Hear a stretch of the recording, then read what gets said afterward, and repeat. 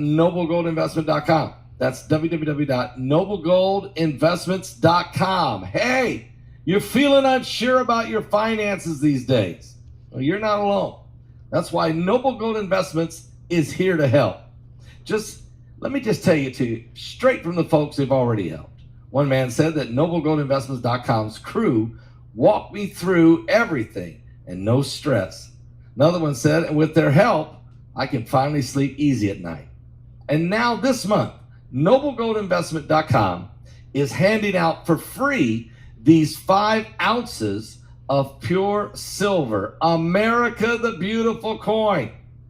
If you qualify, look at this, for the IRA, and they'll give this to you guys. It's unbelievable. 5 ounces, so heavy. Invest in gold or silver with www.noblegoldinvestment.com. That's www.noblegoldinvestment.com. Or pick up the phone and call them at 877-646-5347. Go to noblegoldinvestments.com. Noble Gold Investments, the only gold company that I trust. Russian President Vladimir Putin arrived in Beijing on Tuesday for a visit that highlights China's support for Moscow during the conflict in Ukraine and Russia backing for China's efforts to expand its economic and diplomatic influence globally. The two nations have formed an informal alliance against the United States and other democratic countries, although this alliance is currently complicated by the Israel-Hamas conflict. China has been striving to balance its relations with Israel, which are essential, against its ties with Iran and Syria, both of which receive strong support from Russia. Now, these relationships are driven by economic interest as well as the desire to challenge Washington's influence in the Middle East, the Associated Press reported. Upon his arrival, Vladimir Putin was greeted by an honor guard, marking the beginning of his visit, which is also a display of support for Chinese leader Xi Jinping's signature, quote, Belt and Road Initiative. This initiative aims to construct infrastructure and expand China's overseas influence. Vladimir Putin's presence at the gathering is notable as it commemorates the 10th anniversary of Xi's announcement of the Belt and Road Project, which has left countries such as Zambia and Sri Lanka burdened with heavy debt from contracts with Chinese companies for the construction of infrastructure projects they might not otherwise be able to afford. Now, the UN Secretary General Antonio Guterres has commended this Chinese policy for bringing development to underserved regions, the AP reported. Furthermore, the gathering offers Vladimir Putin the chance to meet with other global leaders who have criticized the West's approach to Russia's conflict in Ukraine. President Joe Biden is embarking on what is potentially the most challenging trip of his presidency as he travels to the Middle East on Tuesday. His primary objectives include striking a delicate balance between supporting Israel in its conflict with Hamas and preventing a humanitarian crisis in Gaza, and averting a wider regional war.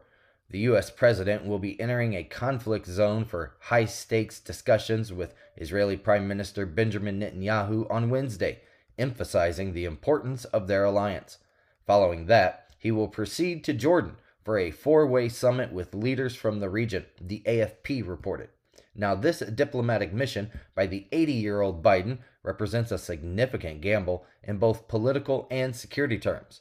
It will also test the extent of U.S. influence in a region that is often seen as a potential flashpoint. U.S. Secretary of State Antony Blinken has characterized the visit as crucial, stating, quote, he's coming here at a critical moment for Israel, for the region, and for the world. The New York Times has referred to the trip as, quote, fraught with risks.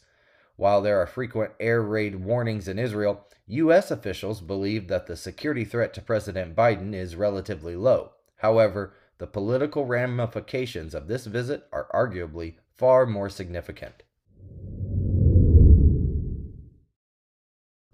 According to 2 U.S. defense officials who spoke with CNN, a U.S. Marine Rapid Response Unit comprising of 2,000 Marines and sailors has been dispatched to the waters near Israel by the Pentagon.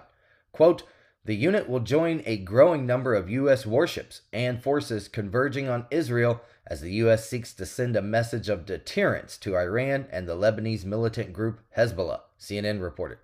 Quote, the USS Carter Hall, a dock landing ship that is operating with the USS Bataan, is also sailing toward Israel, CNN reports. Also, the 26th Marine Expeditionary Unit, stationed aboard the USS Bataan, which is an amphibious assault ship that is capable of accommodating more than 20 aircrafts, was deployed to the Red Sea back in August. Now, this deployment aimed to address the Iranian naval presence currently in the Persian Gulf waters, and it was conducted in conjunction with the USS Carter Hall landing ship, the Cradle reported.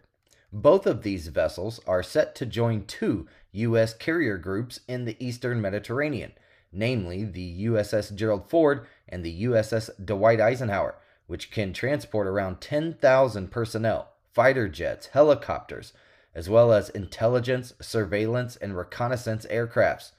The USS Ford is accompanied by the Ticonderoga-class guided missile cruiser Normandy and the Arleigh Burke-class guided missile destroyers Hudner, Ramage, Kearney, and Roosevelt, all of which possess capabilities for surface-to-air, surface-to-surface, and anti-submarine warfare. Additionally, the Pentagon announced on Monday that a separate defense force comprised of 2,000 service members had been placed on an expedited pre-deployment status.